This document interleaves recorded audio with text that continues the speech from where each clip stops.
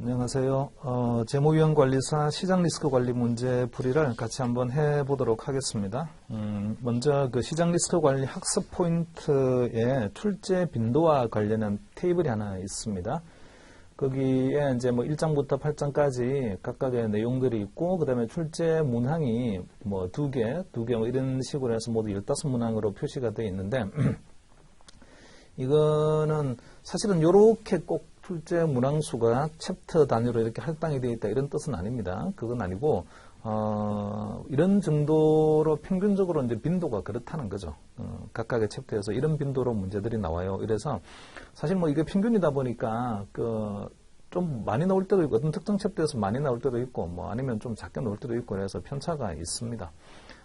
우리 문제들은 여기 나와 있는 이 1장부터 8장까지의 모든 중요 컨셉을 다 커버할 수 있게끔 문제가 구성이 되어 있고요. 특히나 이제 앞부분에 보면 우리 핵심 탐구 문제들이 있는데, 그 핵심 탐구 문제들은 그 밑에 내용들도 조금 요약되어 있는 것들이 있습니다. 그래서 요약된 내용들을 갖다 좀 잘 정리해서 이렇게 보시게 되면, 시험 볼 때까지 핵심 내용들은 좀 아주 압축을 해서 이 기억을 할 수가 있을 것 같아요. 자, 이제 문제를 한번 보도록 하겠습니다. 1번 문제 볼게요. 핵심 정리 문제 1번이요. 다음 중 expected shortfall에 대한 설명으로 옳지 않은 것은, 리스크를 측정하는 그 척도가 여러 가지가 있는데, 그 중에서 시장 리스크 관리 기법에서 다루고 있는 중요한 리스크 측정 척도는 valued 리스크입니다. 근데 이제 밸류 리스크가 굉장히 좀 어떻게 보면 뭐 겸손하면서 제한된, 상당히 좀 절제된 표현의 리스크 척도예요. 일정한 신뢰 수준에서 여기까지 최대 손실이 발생할 수 있습니다. 이렇게 말을 하는 거란 말이죠. 그러면 그 일정한 신뢰 수준에서 발생 가능한 최대 손실을 넘어서는 값은 도대체 뭐니? 이건 밸류 리스크는 말해주지 않죠. 그래서 expected shortfall은 그 밸류 리스크를 넘어서는 값들에 대한 평균은 뭐니? 그게 이제 expected shortfall입니다. 이 expected shortfall이 가지고 되게 좋은 장점이 있는데요. 그 장점이 밸류 리스크가 가지고 있는 단점을 커버해 줄 수 있는 좋은 장점 중에 하나가 sub-additivity라는 그런 하위 가법성, 우리말로는 이제 하위 가법성이라고 하는데, 이 하위 가법성을 만족을 시켜줍니다. 이 서브에디티비티가 여러 번 등장하는 주제라서 이게 되게 중요한 주제이긴 한데, 일단 429페이지 나중에 핵심 탐구에서 다시 한번 내용을 보시겠습니다만, 일관성 있는 위험 측정치가 되려고 하게 되면 coherent risk measure라고 하죠. 누군가가 리스크를 측정하는 숫자 또는 척도를 하나 개발을 해낸 거예요.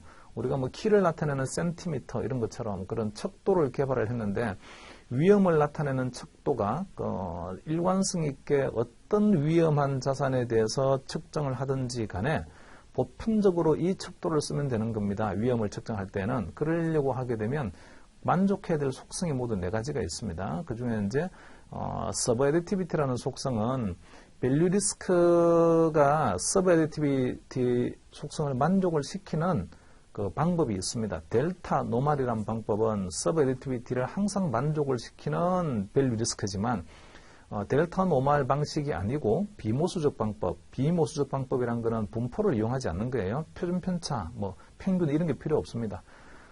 그냥 나오는 결과를 그냥 나오는 대로의 분포를 만들어내서 빈도표를 만들어 가지고 어느 정도 위험이 있는 거니라고 보여주는 게 비모수적 방법인데, 비모수적 방법은 그러니까 분포 함수라는 정규 분포 함수냐 로그노멀 함수냐 이런 함수 자체가 전혀 필요 없는 방식입니다. 이 비모수적 방법으로도 밸류 리스크를 할 수 있거든요. 대표적인 방법이 historical simulation, 역사적 시뮬레이션의 비모수적 방법이긴 한데, 이 비모수적 방법이나 또는 뭐 시뮬레이션 방법 이런 방법을 써서 밸류 리스크를 구하게 되면 각각의 개별 자산의 밸류 리스크를 합쳤을 때의 포트폴리오의 밸류 리스크는 분산한 거니까, A와 B를 두 개를 합쳐서 우리가 투자한 거니까 분산된 포트폴리오의 위험은 작아야 돼요. 우리가 알고 있기에. 그런데도 불구하고 오히려 개별의 위험보다도 합쳤을 때 위험이 더 크게 나오게 되면 우리가 전통 재무 이론에서 말하고 있는 분산 효과가 하나도 안 나오게 되는 거죠. 위험을 측정을 했는데 이게 분산해서 투자하게 되면 분산된 포트폴리오의 위험은 개별의 위험보다는 작아야 됨에도 불구하고 오히려 크게 나온다? 이렇게 하게 되면 위험의 측정치가 잘못된 거예요. 그 밸류 리스크를 시뮬레이션 방식이나 또는 뭐 역사적 시뮬레이션 같은 비모수적 방법으로 밸류 리스크를 구하게 되면 합쳤을 때, 두 개의 포지션을 합쳤을 때 위험이 개별의 위험보다 오히려 크게 나오는 경우도 있습니다. 서버 애디티비티가 만족이 안 되는 거예요. 그래서 이 서버 애디티비티가 만족이 안 되는 경우가 밸류 리스크는 발생할 수도 있으니까 어떻게 측정하느냐에 따라서 좀 걱정이 되는데 익스펙티드 숏폴은 항상 서버 애디티비티를 만족을 시켜준다는 되게 좋은 그 속성이 있습니다. 각각의 위험을 합친 거 하고요. 각각의 위험을 따로따로 익스펙티드 숏폴로 계산을 해보고 그 다음에 포트폴리오 익스펙티드 숏폴을 구하고 이렇게 하게 되면 포트폴리오 익스펙티드 숏폴은 각각의 익스펙티드 숏폴을 더한 것보다는요, 같거나 작다. 이렇게 해서 항상 서버 애디티비티가 만족이 되는 좋은 장점이 있습니다. 자, 그래서 이 핵심 정리 문제를 공부를 하실 때에는 문제를 잘 보세요. 문제 보면 다음 중 익스펙티드 숏폴의 설명으로 옳지 않은 것은 이렇게 해놨어요. 나중에 뒤에 또 2번 문제도 보면은 다음의 바의 한계에 대한 설명이 다 잘못된 것은, 옳지 않은 것은, 잘못된 것은, 대부분의 문제들이 옳지 않은 것은, 잘못된 것은, 옳지 않은 것은, 이런 식으로 되어 있습니다.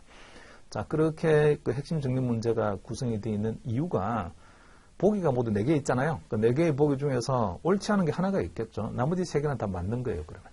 그래서 옳지 않은 거를 찾는다. 이게 아니고 맞는 거를 갖다 내가 좀 정리한다. 이게 더 좋은 개념이고. 그리고 옳지 않은 것은 왜 옳지 않은 거지? 그거를 갖다 좀 정리하라고 이 핵심 정리 문제의 패턴을 전부 다 옳지 않은 것 또는 맞지 않는 것 이런 식으로 대부분이 구성이 되어 있습니다. 자, 1번 문제, 보기 1번 보시면요. 보유 포지션의 손실이 바를 초과한다는 조건하에 발생한 손실의 기대값이다. 익스펙티드 숏폴의 정의죠. 그 밑에 핵심 탐구에 보시면 1번에서요. 익스펙티드 숏폴은 보유 포지션으로부터 발생 가능한 손실이 바를 초과한다는 가정하에 바 초과 손실의 평균값을 구한 거다. 이렇게 되어 있는데 밑에 이제 퍼센타일로 보게 되면 포지션의 손실이 20억까지 갈 수도 있죠. 그게 이제 1%의 확률. 2%의 확률로는 뭐 18억까지도 손해가 나올 수도 있고 이렇게 해서 퍼센타일이 쭉 first, second, third 이런 식으로 나와 있습니다. 자, 이것은 만약에 우리가 95% 신뢰 수준에서의 밸류 리스크를 구하자 이러면 10억에 해당되는 값이 포지션 손실이 10억에 해당되는 값이 95% 신뢰 수준에서의 밸류 리스크가 되고 그러면 1, 2, 3, 4, 5라고 되어 있는 그 first percentile부터 시작해서 fifth percentile까지 해당되는 포지션 손실 값들은 10억보다는 더 크죠. 밸류 리스크를 초과하는 손실입니다. 얘들의 평균이 뭐니? 그걸 손실 평균을 구한 거죠. 그게 expected shortfall이에요. 계산하는 것도 그 예시에 나와 있으니까 참고로 보시면 될 것 같고요. 그리고 그 핵심 탐구 2번에도 나와 있는 것처럼 expected shortfall은 sub additivity 속성을 항상 만족을 시킨다는 굉장히 좋은 장점이 있어요. 반면에 expected shortfall은 아주 희귀한 손실값이잖아요. 그러니까 그 어떤 분포가 만약에 손실의 분포가 이렇게 있다라고 하게 되면 저쪽 꼬리에 해당되는 아주 극단에 해당되는 그런 값들입니다. 꼬리 쪽에 있는 아주 나쁜 손실 값들이에요. 발생 확률이 되게 낮다는 거죠. 그래서 이 expected shortfall만큼의 손실이 발생할 수 있는 가능성이 아주 낮으니까 내가 측정해본 expected shortfall이 예를 들어서 16억이라고 했는데 이게 맞나? 이렇게 되려고 이게 맞는 숫자야? 이렇게 하게 되면 뒤에 가봐야 합니다. 시간이 지나서 밸류 리스크를 초과하는 값들을 갖다가 계속 한번 찾아보고 그 초과하는 값들을 다 평균을 구해봤더니 그게 16억이다. 이렇게 검증을 하려면 굉장히 오랜 시간이 걸리고 데이터가 많이 쌓여야 됩니다. 그래서 이 통계적 검증이 좀 어렵다는 그런 단점이 있습니다. 자, 그리고 2번 문제 볼까요? 다음은 바의 한계에 대한 설명이다. 잘못된 것은 1번 봅시다. 밸류 리스크는 발생 확률은 작지만 손실이 매우 큰 위험의 크기는 고려하지 않는다. 밸류 리스크는 어떤 일정한 신뢰 수준에서 발생 가능한 최대 손실액이 얼마입니까를 말을 해주는 거지 그 최대 손실을 넘어서는 값들의 크기가 어느 정도 되는 겁니까? 이걸 말해주지는 않습니다. 아까 그 1번 문제의 핵심 탐구 1번에 보게 되면 포지션의 손실이 20억, 18억, 16억, 14억, 12억, 10억 이렇게 해서 굉장히 많은 다양한 숫자들이 있다고요. 그 중에서 우리가 fifth percentile, 꼴찌에서부터 시작해가지고 6번째 값은 1등으로부터 시작해서 보게 되면 95번째 값이죠. 그러니까 그래서 95번째 값에 해당되는 10억을 95%의 신뢰 수준에서의 밸류 리스크다 이렇게 했어요. 자, 밸류 리스크는 어디서 멈추는 거냐면 아까 핵심 탐구 1번에서는 10억이라는 숫자에서 딱 멈춥니다. 그 이상 있는 값들이 뭐니? 약간 expected shortfall 같은 그 12억이나 14억이나 16억이나 이런 값들에 대한 것들은 밸류 리스크는 말해주지 않습니다. 10억에서 딱 멈춰요. 이 10억보다 초과하는 값들이 뭐가 있는 거야? 여러 가지 값들이 있죠. 그 first, second, third, fourth, fifth 이렇게 해서 여러 가지 값들이 있는데 그 값들을 다 펼쳐서 보여주지도 않고 그걸 서머리에서 하나로 보여주고 싶다. 이럴 때는 expected shortfall이라는 개념을 쓰면 됩니다. 어쨌든 밸류 리스크는 발생 확률은 작지만 손실이 매우 큰 위험의 크기는 전혀 고려하지 않습니다. 밸류 리스크를 넘어서는 값들에 대해서는요 전혀 신경을 쓰지 않아요. 2번에서 밸류 리스크보다 더 큰 손실의 금액이 얼마인지에 대한 정보는 알 수 없다. 이게 이제 뭐 1번, 2번 거의 같은 이야기이고요. 그 다음에 3번에서 모수적 과의 경우에는 분산 효과가 정확히 반영되지 않는 경우가 있다. 분산 효과가 정확히 반영이 되어서 개별의 위험을 단순히 합친 것보다는 포트폴리오 위험이 작아야 되는 거다. 그게 서브 애디티비티입니다. 서브 애디티비티, 하위 값법성. 모수적 바라는 게 델타 노멀이거든요. 그래서 되게 중요한 속성이 하나 있는데 지금 우리가 말하는 coherent risk measure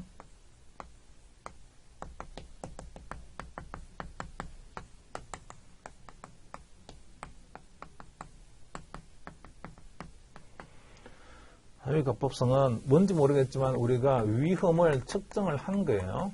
그런데 이게 A 더하기 B를 합친 그 위험을 측정을 했어요. 그리고 개별의 위험을 또 한번 본 거죠.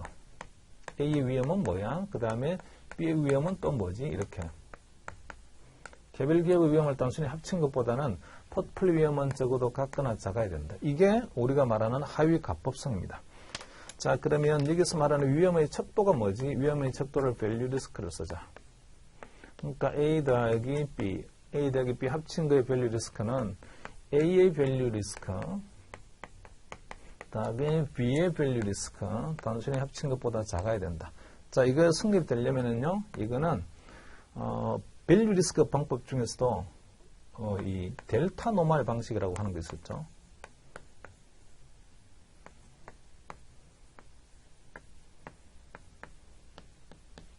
항상 성립합니다. 서브 애디티비티를 만족을 시키는 거예요. 그런데 중요한 거는 비모수적 방법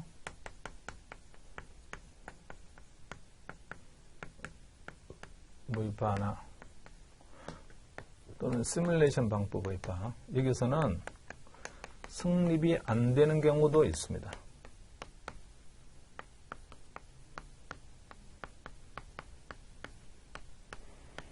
자, 성립이 안 되는 경우라는 것은 개념으로 보게 되면 밸류 리스크를 구하긴 구한 거예요.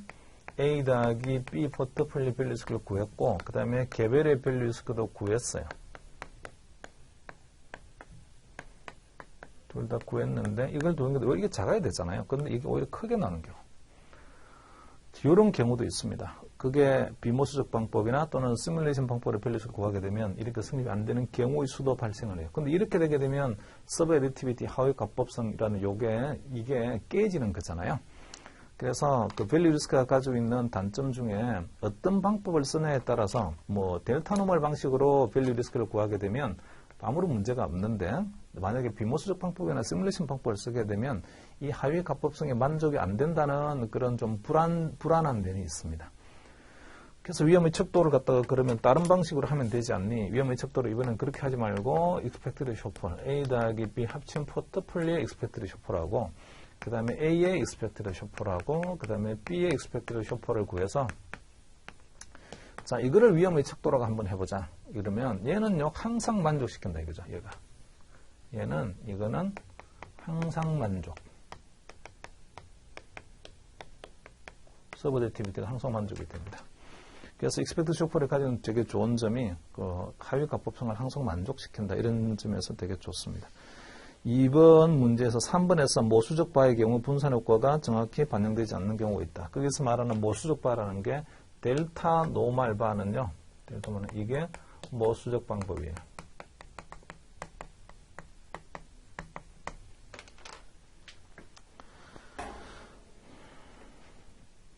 자, 그래서 거기 밑에 핵심 탐구에도 보게 되면 그 일관성 있는 위험의 측정치라고 해서 그 coherent risk measure가 갖춰야 될 4가지 속성이 있는데 이것도 외워 놓으세요. 그 중에서도 중요한 거는 subjectivity 아주 중요합니다.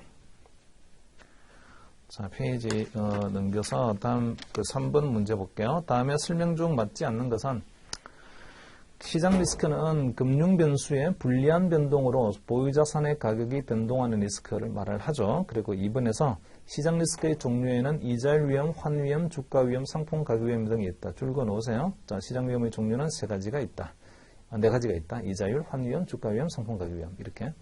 그 다음에 시장 리스크의 원천에 따라서 체계적 위험과 비체계적 위험으로 나눌 수 있습니다. 그리고 4번이 틀렸는데 분산 투자를 통해서 체계적 위험과 비체계적 위험을 해지할 수 있다. 분산 투자를 통해서 우리가 해지할 수 있는 위험은 수단이 이제 위험을 줄이는 수단이죠. 위험을 줄이는 수단으로 뭘 쓴 거냐면 분산 투자라는 수단을 썼어요. 분산 투자라는 수단을 통해서 줄일 수 있는 위험은 체계적 위험은 줄일 수가 없어요. 비체계적 위험을 줄일 수 있습니다. 체계적 위험은 모두가 다 떠안는 위험이에요. 근데 시장에 들어가는 모든 자산들이 다 같은 위험, 다 떠안아야 되는 위험들이 체계적 위험인데, 물론 이 체계적 위험의 크기를 나타내는 게 좀 다릅니다. 각각의 자산들이 가지고 있는 체계적 위험의 크기가 뭐야? 그 체계적 위험의 크기에 해당되는 게 베타거든요. 그 베타라는 값들은 다 다를지 모르겠지만 어쨌든 시장 전체 위험에 모두가 다 노출되어 있다는 점에서는 같습니다. 그래서 분산 투자를 한다고 해서 이게 없어지는 거냐? 그러진 않다고요. 분산 투자를 통해서 없어지는 위험 또는 줄이는 위험은 비체계적 위험이에요. 자, 그리고 431페이지로 오셔서 거기에 4번 문제 봅시다. 장외 파생 거래 과정에서 발생하는 리스크에 대한 설명이 더 옳지 않은 것은 자, 일단은 뭐 장외 파생 거래는 그 우리가 알고 있는 스왑 거래라든지 또는 뭐 선도 계약이라든지 이런 것들이 장외 파생 거래입니다. 이 장외 파생 거래에서 여러 가지 그 리스크가 발생을 하죠. 자, 1번 볼게요. 이 파생 상품 거래다 보니까 파생 상품의 가치는 올라갔다 내려갔다 하는 게 전부 다 기초자산이 움직임에 따라서 파생 계약의 가치가 왔다 갔다 하게 되죠. 그래서 이 파생 거래다 보니까 기초자산의 변동에 따른 시장 위험이 있습니다. 여기서 말하는 이제 기초자산의 변동에 따른 시장 위험이라는 것은 파생 계약을 했을 때 제가 어떤 포지션을 가지는 거잖아요. 선도 계약 매입 포지션 또는 선도 계약 매도 포지션이라든지 뭐 금리 스왑이라면 고정금리 지급, 변동금리 수치 뭐 이런 포지션이라든지 그런 포지션이 있어요. 그 포지션의 가치가 움직입니다. 포지션의 가치가 플러스가 되기도 하고 마이너스가 되기도 하는데 그 포지션의 가치가 움직이는 것은 기초자산이 움직이기 때문이죠. 그래서 이 내가 장외 파생 거래에서 취하고 있는 포지션 가치가 올라가거나 내려가는 위험은 시장 위험입니다. 그게 이제 1번의 이야기죠. 그리고 장외 파생 거래다 보니까 그래 상대방의 신용 위험에 노출이 됩니다. 그래 뭐 상대방의 약속을 안 지키게 되면 사실은 그 돈을 받기가 어려워지게 되죠. 장외 거래다 보니까. 3번에서 일반적인 대출 거래나 채권 거래보다 신용 위험 노출액이 크다. 이거는 틀렸네요. 일반적인 대출이나 그 채권 거래는 예를 들어서 대출을 생각하게 되면 제가 만약에 은행이고 누군가한테 돈을 빌려줬는데 돈을 갖다가 뭐 100억을 빌려줬습니다. 그러면 신용위험에 노출되어 있는 금액은 100억과 이자입니다. 상대방이 이제 부도가 나버리게 되면 저는 100억을 원금 못 받게 되고 그게 수반된 이자도 못 받게 되는 거죠. 반면에 금리 스왑 같은 거를 만약에 했다. 근데 금리 스왑을 할 때는 명목 원금이라는 게 있죠. 스왑의 명목 원금. 그게 이제 100억이다. 그리고 그 스왑 명목 원금 100억에다가 고정금리를 곱해서 상대방한테 주고 그 다음에 상대방한테는 100억에다가 변동금리를 곱해서 받는 거다. 이렇게 되게 되면 100억이라는 금액 자체가 그 명목상의 원금이다 보니까 그래 상대방의 신용위험에 노출되어 있는 건 아닙니다. 그래 상대방의 신용위험에 노출되어 있는 거는 상대방으로부터 내가 받아야 될 게 뭐지? 그걸 확인해야 되는데 상대방으로부터 받아야 될 거라는 거는 대출을 해줬을 경우는 원금과 이자를 받아야 되는 거지만 금리 수합을 하게 되면 명목 원금을 내가 받는 게 아니고 거기다가 변동금리를 곱한 그 금리를 받는 거란 말이죠. 그러다 보니 신용위험 노출액이 아주 작습니다. 금리 수합 같은 경우는 대출에 비해서. 3번이 이제 틀렸죠. 그리고 유동성 위험은 되게 높습니다.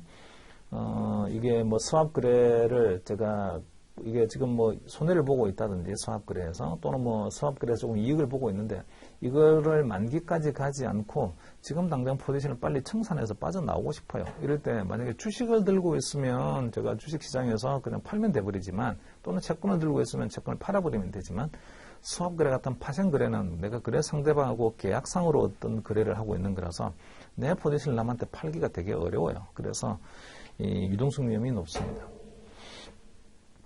자, 그 출제 포인트에 설명이 나와 있는데 장외 파생 거래는 기초자산 가격 변동에 따른 시장 위험이 있고요. 그 다음에 거래 상대방에 대한 신용 위험도 물론 있고 포지션 청산이 장내 파생 거래보다 어려워서 유동성 위험이 높습니다. 그리고 장외 파생 거래의 신용 위험 노출액이라는 게 명목은금이 아니에요.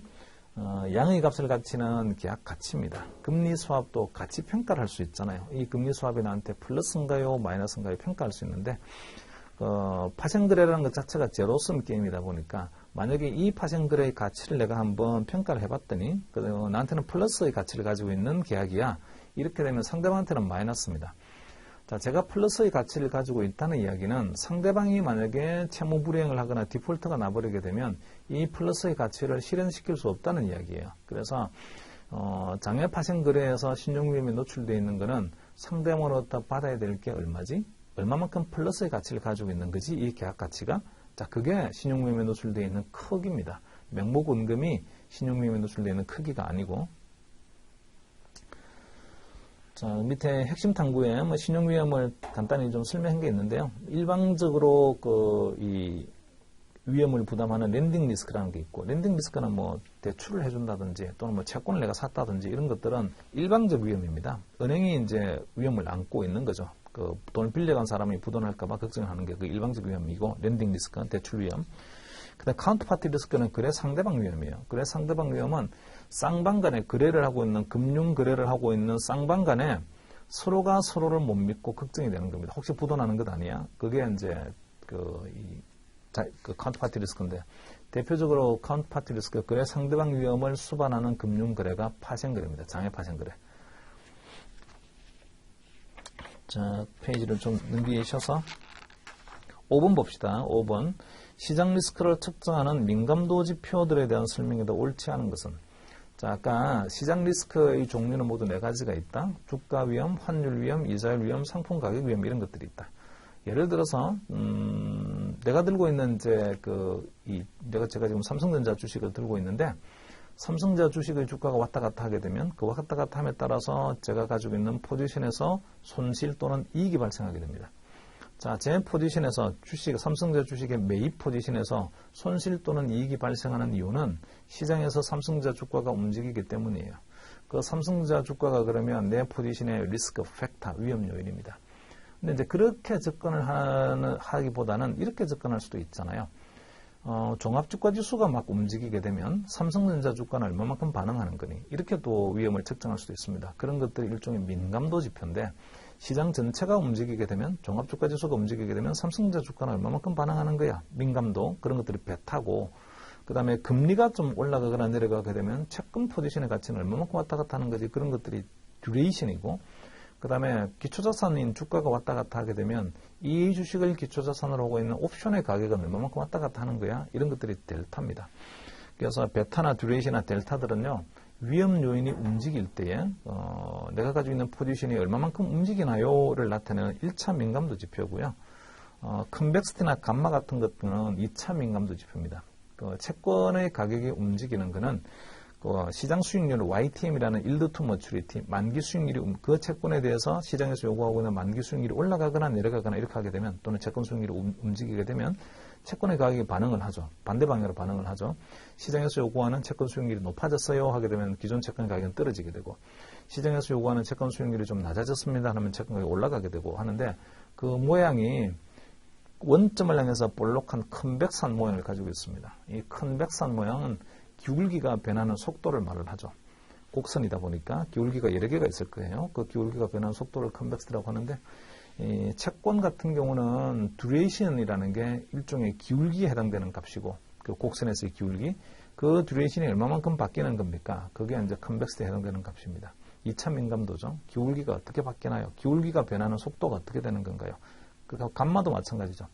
옵션에서 델타라는 거는 옵션 가격 곡선에서 한 점의 기울기예요. 근데 옵션 가격이 곡선이잖아요. 그래서 한 점의 기울기가 자꾸 바뀝니다. 기울기가 어떻게 바뀌나요? 기울기가 바뀌는 속도를 감마라고 합니다.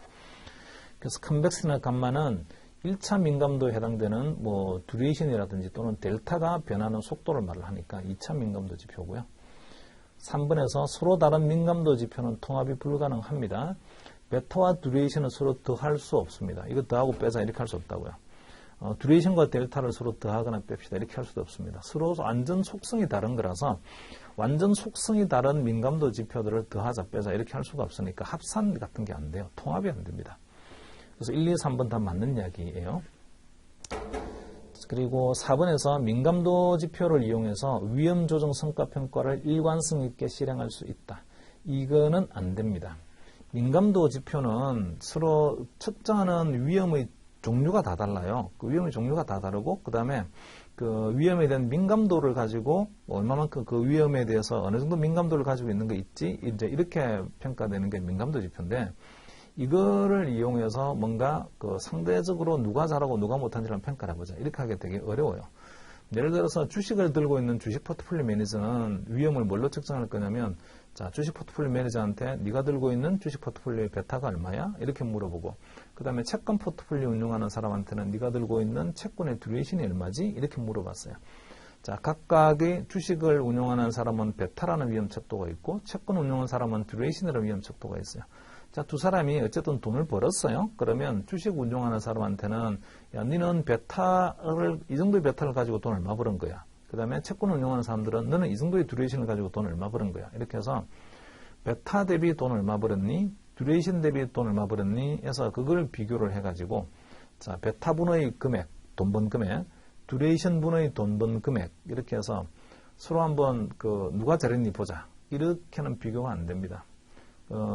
베타와 듀레이션은 서로 합쳐질 수 없다 이런 이야기는 서로 이질적인 위험 척도란 말이죠. 이질적인 위험 척도를 가지고 위험 대비 이익이 얼마냐 이렇게 평가할 수가 없으니까 위험 조정 성과 평가를 일관성 있게 실행할 수 없습니다. 위험 조정 성과 평가가 일관성 있게 되려고 하게 되면 그 위험 대비 이익을 얼마 얻었니 이렇게 이제 비교를 해야 되는데 이익이라는 거는 더 할 수 있죠. 주식 너 돈 얼마 벌어서? 저 뭐 이번에 10억 벌었습니다. 채권 너 돈 얼마 벌어서? 저도 이번에 10억 벌었습니다. 회사 전체 얼마 벌었니? 20억 벌었네. 이익은 더 할 수 있다고요.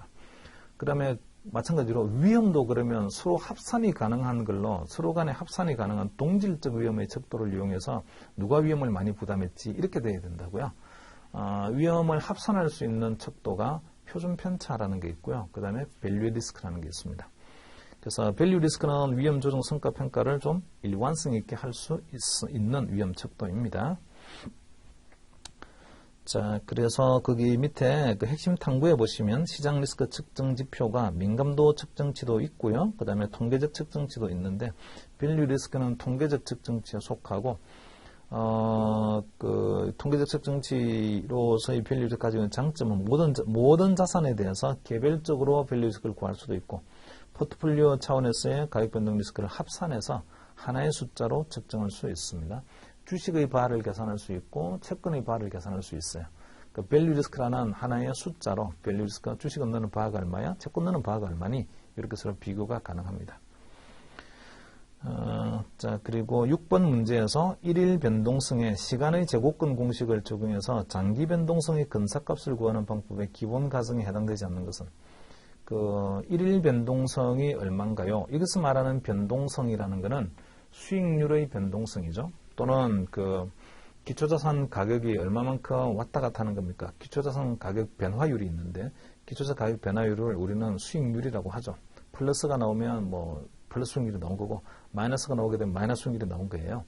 근데 이제 뭐 그게 플러스가 나올 수도 있고 마이너스가 나올 수도 있고 플러스가 나올 때도 크게 나올 수도 있고 작은 게 나올 수도 있고 뭐 이렇잖아요. 그래서 이 수익률이라는 게 일일 수익률이라는 게 다양한 숫자들이 있습니다. 높은 숫자도 있고 낮은 숫자도 있어요. 수익률이 5% 나는 날도 있고 마이너스 2% 나는 날도 있고 이렇다고요. 근데 이제 그게 평균적으로 그러면 일일 수익률이 얼마니? 그리고 그 평균을 기준으로 본다면 발생하는 일일 수익률들이 얼마만큼 편차를 가지고 있는 거니? 뭐 이런 거 비교해 볼 수가 있는데 계산해 볼 수가 있는데 그 일일 수익률의 표준 편차를 계산을 해서 11일 수익률의 표준 편차가 얼마입니까? 이렇게 확장을 좀 한번 해보려고 하게 되면 알고 있는 거는 1일 수익률의 표준 편차밖에 몰라요. 근데 그걸 10일 수익률의 표준 편차를 10일 동안 누적 수익률의 표준 편차를 구하고 싶다. 이럴 때는 시간의 제곱근 공식을 쓰는데 그 시간의 제곱근 공식을 이용해서 그 장기 변동성, 여기서 말하는 장기 변동성이라는 게 10일짜리 누적 수익률의 표준 편차 또는 뭐 100일짜리 누적 수익률의 표준 편차 이런 걸 구하고 싶은데 알고 있는 거는 하루 수익률의 표준 편차밖에 모른다. 이럴 때 시간의 제곱근 공식을 이용해서 장기 변동성의 근사값을 구하죠. 자, 그때에 1일 수익률이라는 우리가 알고 있는 수익률에는 이런 가정이 성립이 돼야 됩니다. 자, 그 가정에 해당되는 게 한마디로는 IID 노멀이라고 하죠. IID 노멀. 거기 핵심 탐구해 보시면 리스크 팩터의 IID 노멀 가정과 시간의 제곱근 공식이라고 되어 있는데 여기서 말하는 리스크 팩터라는 게 수익률입니다. 수익률. 1일 수익률이죠. 하루하루 수익률이 뭐 플러스가 넣을 수도 있고 마이너스가 넣을 수도 있고 뭐 움직이는 막 숫자잖아요. 그래서 얘가 그 IID 노멀 가정을 따른다. 1일 수익률이. 그러면 이 이야기는 뭐 이렇게 해석이 됩니다. 첫 번째 점 찍은 거 한번 보세요. 어떤 확률 변수 X가 IID 노멀 분포이면 이것을 말하는 어떤 확률 변수 X라는 게 1일 수익률이죠. 매일매일의 수익률이 있는데 그 매일매일의 수익률이 만약에 IID 노멀 분포를 따른다라고 가정하면 무슨 말이냐? 이거는 시계열적 상관관계가 0이다. 이 시계열적 상관관계가 0이라는 이야기는 어제의 수익률과 오늘의 수익률은 아무 상관성이 없다 이런 뜻이고 그 다음에 동일한 타임 인터벌 간에는 기대값과 분산이 동일하다. 자, 하루라는 시간이 주어지게 되면 동일한 인터벌이죠. 하루라는 시간이 주어지게 되면 그 하루 동안 발생할 수 있는 평균 수익률과 표준 편차 또는 분산은요. 항상 동일한 분포가 성립이 되는 거다. 이렇게 이제 가정을 하는 게 IID 노멀입니다. 그 인디펜던트하고 아이덴티컬하다 이런 뜻이죠. II라는 거는. 그리고 D는 디스트리뷰터 데이터 이런 뜻인데요. 그 수익률이 1일 수익률이 IID 노멀 분포를 따른다라고 하면 저기 밑에 보시죠. 맨 밑에 내려오시면 수익률의 기대값은 시간에 비례하고 자, 하루 수익률의 평균이 있어요. 1일 수익률의 평균이 1%다. 10일 동안 가지고 있으면 10일 누적 수익률은 그러면 어떻게 되는 거니? 그러면 1% 곱하기 10 이런 식으로 시간의 제곱근에 시간에 비례하고 수익률의 변동성 1일 수익률이 평균값이 항상 나오는 게 아니죠. 평균보다 다른 값들도 막 나옵니다. 그래서 평균을 기준으로 보게 되면 얼마만큼 좌우로 편차가 있는 거니 그 편차가 변동성인데 이 변동성은 시간의 제곱근에 비례합니다. 따라서 1일 수익률의 변동성이 주어졌을 때에 T기간의 수익률의 변동성으로 확장하는 방법은 1일 수익률 변동성의 T의 제곱근을 곱하는 겁니다. 이게 이제 시간의 제곱근 공식이죠. 그래서 맨 밑에 보시게 되면 시그마 데일리 루트 250은 시그마 애뉴얼이에요 이렇게 되어 있는데 이 의미는 시그마 데일리는 1일 수익률의 표준 편차죠. 하루 수익률의 편차가 어느 정도 되는 겁니까? 자, 거기다가 곱하기 루트 250였어요. 그랬더니 이게 시그마 애뉴얼 연간으로 우리가 계산을 보면 연 누적 수익률의 표준 편차는 어떻게 되는 겁니까? 그게 시그마 애뉴얼입니다. 자, 연간 수익률의 표준 편차죠. 1년 동안 누적 수익률의 표준 편차는 그러면 알고 있는 그런 1일 수익률의 표준 편차밖에 모른다. 그러면 곱하기 루트 250을 하면 연 수익률의 표준 편차로 바꿀 수 있습니다. 1년이니까 365일 써야 되는 거잖아요. 아닙니다. 그게 아니고 수익률이 그 관찰이 되는 거는 거래소에서 장이 열릴 때 관찰이 되는 거죠. 그러니까 비즈니스 데이, 영업일, 토요일날은 뭐 장 안 열잖아요. 주식시장도. 그래서 1년 동안의 영업일수가 250일이다. 이렇게 가정을 해서 루트 250인 겁니다. 자, 넘어갑니다, 이제. 그래서 그 6번 문제는 그 2번, 3번, 4번이 매일 발생하는 수익률은 서로 독립이다. 그 다음에 1일 수익률의 분산이 항상 같다. 수익률의 분포가 정규 분포다. 이렇게 말하는 게 이제 IID 노멀 가정이죠. 그래서 2번, 3번, 4번이 성립이 돼야만, 이 가정이 성립이 돼야만이 1일 수익률의 표준 편차를 장기 수익률의 표준 편차로 바꿀 수가 있습니다. 7번 문제 볼게요. 시장 리스크를 측정하는 지표로 수익률의 표준 편차를 활용하는 경우에 발생하는 문제점으로 맞지 않는 것은 변동성이 군지 변상을 보이는 경우 실제 리스크를 과대평가할 수 있다. 자, 표준 편차를요, 위험이라고 한번 정의를 해볼까요? 이 표준 편차가 위험을 나타내는 척도다. 이렇게 해버리게 되면 문제는 일일 수익률이 왔다 갔다 하는 범위가 편차죠. 편차가 좀 클 때도 있고 작을 때도 있어요.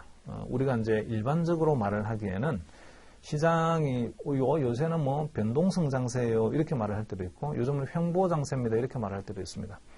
변동성 장세라고 되는 경우는 매일매일이 롤러코스터죠. 뭐 올랐다가 내렸다 하는 겁니다. 반면에 횡보 장세는 꾸준히 그냥 뭐 옆으로 그냥 횡보하고 있는 장세죠. 개그름을 치고 있는 장세. 자, 이렇게 시장은 변동성이 좀 큰 구간도 있고요. 변동성이 좀 작은 구간도 있습니다. 횡보 장세도 있고 그다음에 변동성 장세도 있고 이렇게 있다고요. 자, 그러다 보니 이걸 우리는 뭐라고 이야기하는 거냐면 변동성의 군집 현상이라고 합니다. 변동성이 몰려다니는 거예요. 어떤 구간에서는 변동성이 되게 작은 횡보 장세가 이어지다가 한번 시장 충격이 땅 오게 되면 그때는 변동성이 확 왔다 갔다 하다가 다시 또 횡보 장세로 가다가 이런 식으로 변동성의 군집 현상을 보입니다. 그럴 때에 우리가 표준 편차로 위험을 측정하게 되면 실제 위험을 과대평가하는 게 아니고요. 과소평가하게 됩니다. 자, 이거 또 한번 우리가 정규 수업 시간 동안에 다룬 적이 있는데 이게 이제 시간이라고 합시다. 시장에서 주가가 막 이게 출발점이고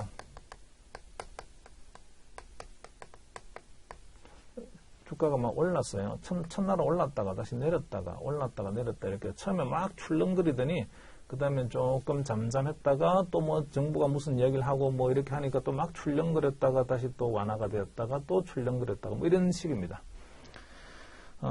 요거를 구간을 한번 보게 되면 이런 구간을 우리가 뭐라면 변동성 장세라고 하죠. 그리고 또 여기는 요런 구간은 횡보 장세입니다. 그러다가 다시 또 변동성 장세가 이어지고요. 뭐 코인 시장이 뭐 거의 이렇죠, 그냥. 그리고 또 이렇게 횡보 장세가 이어지다가 또 뭔가 충격이 오면서 변동성 장세가 이어졌어요. 자, 여기 제가 중간에 직선을 그은 게 시간이라는 타임을 여기 시간을 그었는데 이거는 평균이라고 한번 생각해 볼게요. 평균. 요 파란 선이 평균이다. 평균보다 올라갈 때도 있고 내려갈 때도 있는 거죠. 얘는 많이 움직이죠. 얘는 좀 작게 움직이고 얘는 평균으로부터 많이 이탈되고 평균으로부터 그 이탈이 안 되고 이렇습니다. 이거를요 이렇게 세워서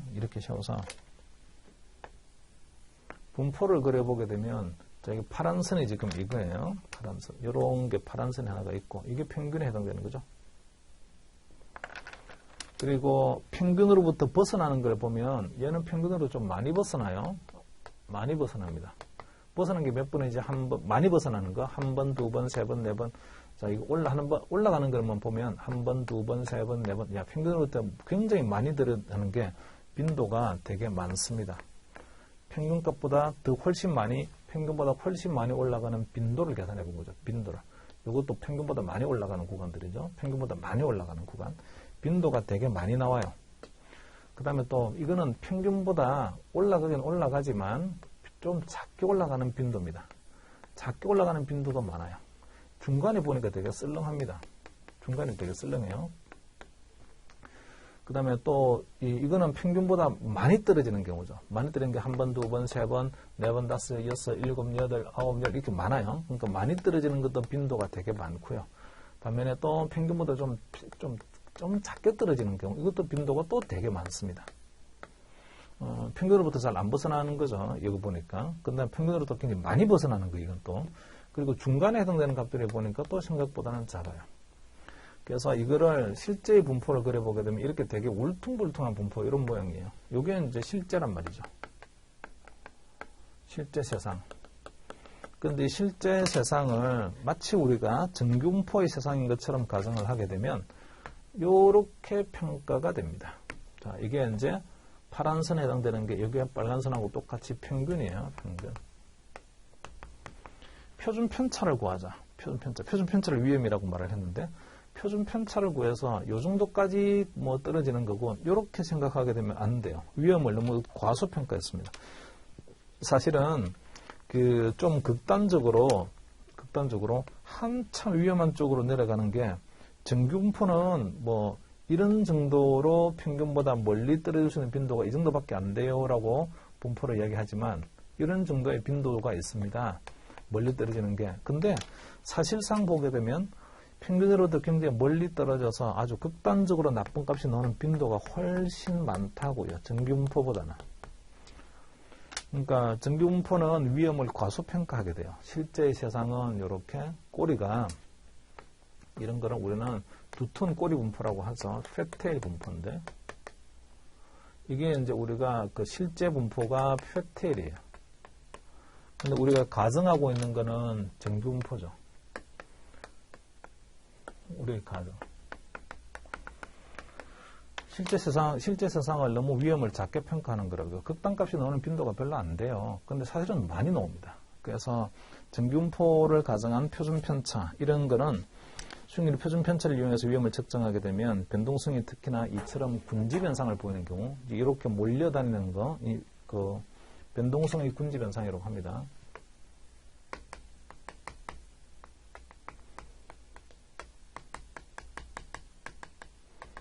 이 변동성의 군집현상을 그림으로 그리게 되면요. 그림으로 그리게 되면 팻테일 모양이 돼요. 실제 분포죠. 이렇게.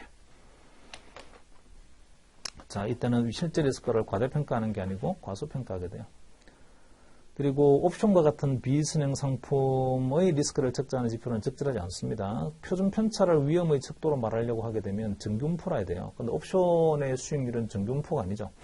옵션을 내가 콜옵션을 가지고 있다. 벌 수 있는 돈이라는 것은 굉장히 뭐 이론적으로 무한대입니다. 이룰 수 있는 거는 그럼 이론적으로 무한대까지 이룰 수 있는 거니 그러진 않고 옵션 프리미엄만 이룰 수 있죠. 그래서 그 옵션 같은 포지션의 수익률의 분포는 정규분포가 아니고 한쪽으로 긴 꼬리 분포예요. 정규분포가 아니라고요. 정규분포가 아닌데도 불구하고 표준 편차로 위험을 측정하지 이러면 적절하지가 않을 거예요. 그리고 그 3번에서도 변동성이 시간에 따라서 변하는 경우 이걸 이제 아까 변동성의 군집현상이라고 했는데 IID 노멀 가정에 근거한 시간의 제곱근 공식은 적절하지 않습니다. 당연히 적절하지가 않죠. 이게 IID 노멀은요. 여기 빨간 박스, 노란 박스, 빨간 박스, 노란 박스, 빨간 박스 있는데 이게 박스가 다 다르잖아요. IID 노멀이 성립이 안 되는 거예요. 우리가 가정하고 있는 게. 실제 세상은 IID 노멀이 아닌 거죠. 그래서 IID 노멀이 되려고 하면 박스가 다 똑같아야 돼요. 사이즈가 다 똑같아야 되는데 그러지가 않습니다. 그럼에도 불구하고 이런 과거의 데이터를 가지고 앞으로 펼쳐지는 세상은 전부 다 동일한 박스가 계속 올 거야. 이게 이제 IID 노멀 가정이라고요. 그러니까 그 IID 노멀 가정은 변동성의 군집 현상을 보이고 있는 경우에는 적용할 수 없는 가정이죠. 적절하지 않습니다. 그래서 시간의 제곱근 공식은 앞에 문제에서 우리가 시간의 제곱근 공식을 이용해서 이 짧은 기간 동안의 변동성 표준 편차를 긴 기간의 표준 편차로 바꾸는 걸 한번 얘기를 했었는데 그거는 앞으로 펼쳐지는 세상은요 항상 동일한 분포, 동일한 박스가 계속 올 겁니다라고 가정을 한 겁니다. 실제로는 그렇게 되기가 되게 어렵죠. 그래서 시간의 제곱근 공식을 막무가내로 쓰면 안 되고 시간의 제곱근 공식은 대단히 조심해서 써야 되고 그것도 그 변동성을 확장을 할 때, 기간 확장을 할 때에 일일 수익률의 표준 편차를 구해서 연간 수익률의 표준 편차를 한번 바꿔봅시다. 루트 250 곱해서 크리티컬하게 안 맞습니다. 시간의 제곱근 공식은 좀 겸손하게 써야 돼요. 하루 일일 수익률의 표준 편차를 구해서 야, 3일 수익률의 표준 편차는 어느 정도 되겠니? 그러면 일일 수익률의 표준 편차 루트 3 곱하자. 이런 식으로 좀 겸손하게 써야지. 그걸 갖다 루트 250을 곱해서 연간 걸로 한번 바꿔보자. 왜요? 왜 루트 250만 곱합니까? 루트 한 10만 좀 곱하죠. 그렇게 해서 그냥 10만 일이 지나게 되면 변동성이 어디까지 갈까 한번 해보자. 뭐 죽고 없을 텐데 그때는. 그렇게까지 한번 해보죠. 이 공식을 믿고. 어림도 없습니다. 맞지도 않아요. 자, 그래서 시간의 제곱근 공식은 굉장히 좀 아주 겸손하게 써야 된다고요. 요게 뭐 짧은 기간 동안 내가 알고 있는 거는 하루짜리 변동성밖에 없는데 이틀 변동성 누적은 얼마가 될까? 또는 3일은 어떻게 될까? 이런 정도로 쓸 수 있는 거지. 이걸 갖다 기간을 무한정 확장해서 쓰는 거는 적절하지가 않아요. 표준 편차가 가지고 있는 특징 중에 4번에 보시면 수익률이 높은 경우에도 수익률이 낮은 경우와 동일한 페널티가 부과되어서 하락 위험 지표로는 적절하지 않습니다. 표준 편차는요, 평균값으로부터 얼마만큼 벗어나나요에 대한 이야기인데, 우리가 관찰하고 있는 자료가 평균 값으로부터 벗어나질 않고 평균을 중심으로 많이 몰려 있어요. 그런 경우는 표준 편차가 되게 작습니다. 그런데 어떻게 하다 보니까 평균보다는 엄청 큰 숫자가 하나 나온 거예요. 이렇게 되게 되면 표준 편차가 확 커져버리게 됩니다. 또는 평균보다 엄청 낮은 숫자가 나와도 표준 편차가 확 커져버리게 됩니다. 그래서 이 표준 편차라는 개념은 정규분포에서 평균을 딱 기준해서 좌우로 퍼져 있는 것에 대한 페널티를 주는 게 표준 편차인데, 많이 퍼져 있으면 표준 편차가 커지죠. 근데 이게 이제 좋은 값이 나와도 있잖아요. 되게 평균도 높아지면서 편차도 또 커져버리게 됩니다. 이렇게 되면 우리가 알고 싶은 거는 올라가는 거는 가격이 올라가거나 수익률이 플러스가 나오는 거는 좋은 건데, 마이너스가 나오는 게 위험한 거잖아요. 정작 알고 싶은 거는 다운사이드 리스크라고요. 근데 뭐 평소에 한 5%, 6% 이렇게 수익률을 내고 꾸준히 내고 있던 사람이 있었는데, 뭐 많이 손해가 나봤자 한 마이너스 3, 4% 손해가 나고 평균적으로는 한 뭐 5, 6% 수익률을 계속 내고 사람이 있었는데, 어느 순간 대박이 터져가지고 한 500% 수익률이 나온 거예요. 500% 수익률이 나오게 되면 잘 된 거죠. 근데 거의 뭐 5%, 6% 숫자에 몰려 있다가 갑자기 있잖아요. 500% 수익률 하나 나오게 되면 표준 편차가 엄청 커지게 돼요. 평균도 확 커지게 되고요. 표준 편차도 엄청 커지게 돼요. 그러면 되게 위험하게 보여집니다. 근데 이제 사실은 대박이 터져서 잘 된 거잖아요. 표준 편차는 방향을 안 가려요. 내려가는 것과 올라가는 것에 대한 방향을 안 가립니다. 무조건 평균을 기준해서 벗어나는 정도만 많이 벗어나게 되면 표준 편차가 커져버려요. 자, 그게 4번의 이야기죠.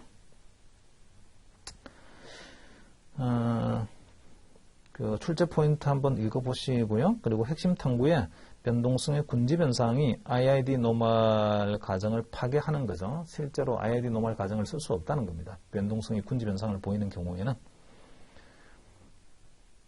자, 그래서 뭐 좋은 점도 있어요. 변동성의 군지 변상이 가지고 있는 게. 그게 세 번째 점 찍은 걸 보시면 현재의 시장 상황이 변동성이 큰 기간인지 혹은 작은 기간인지에 따라 단순히 IID 노멀 가정보다는 내일의 변동성을 좀 더 잘 예측할 수 있습니다.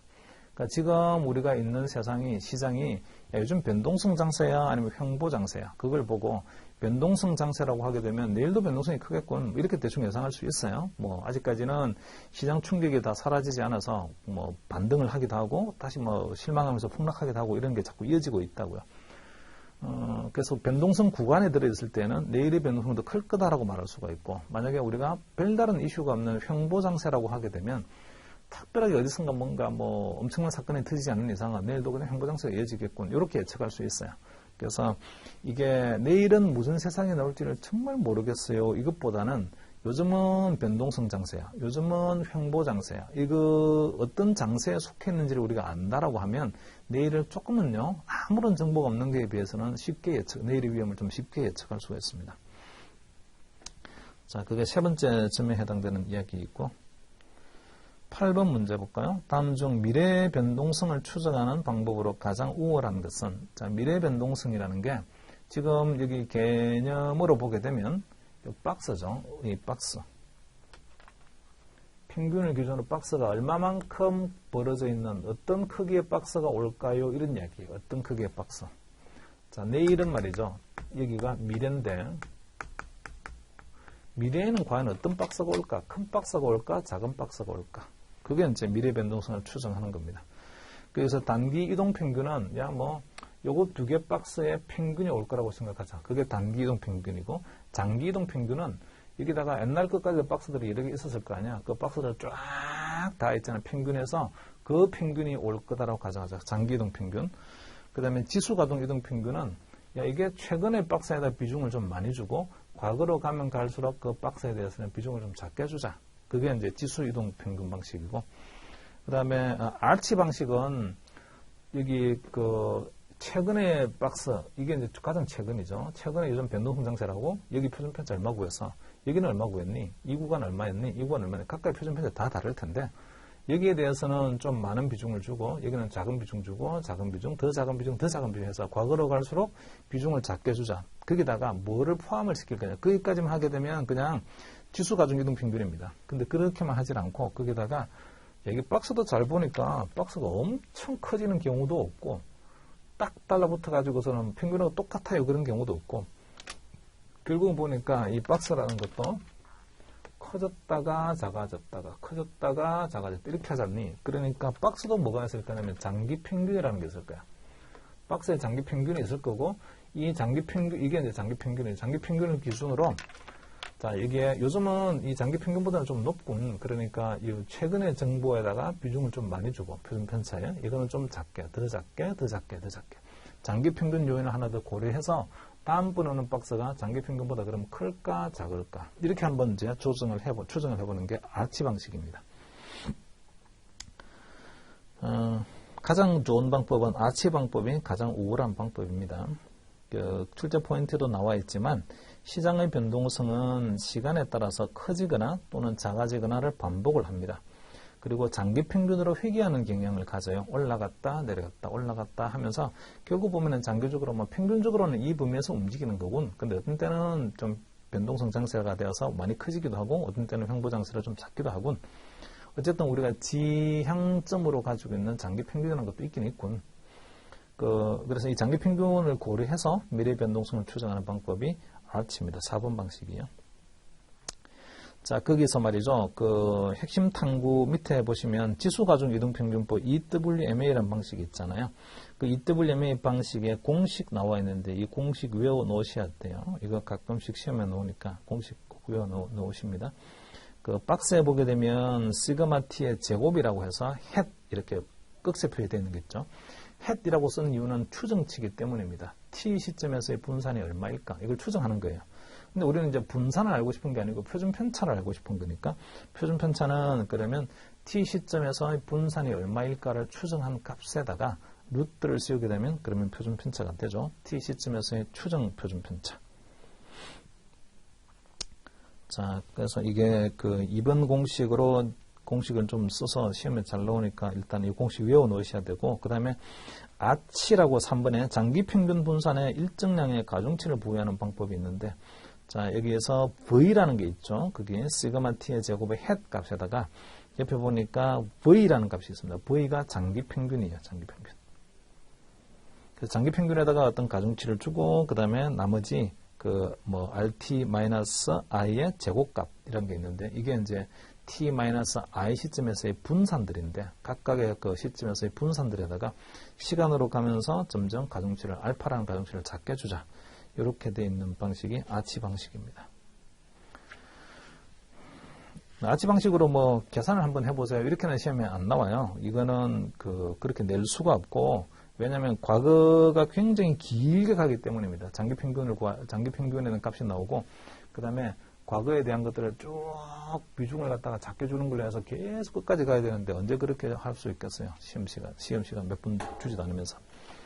그러니까 2번 방식으로 해서 한번 구해봐. 이거는 공식만 딱 알게 되면 금방 구할 수가 있고, 3번 방식은 이 식 자체가 가지고 있는 의미를 네가 이해하고 있니? 이런 식으로 그 식의 의미를 묻는 문제들이 가끔 나옵니다. 자, 8번 문제까지 봤고요. 잠깐 쉬었다가 9번 문제로 가도록 할게요.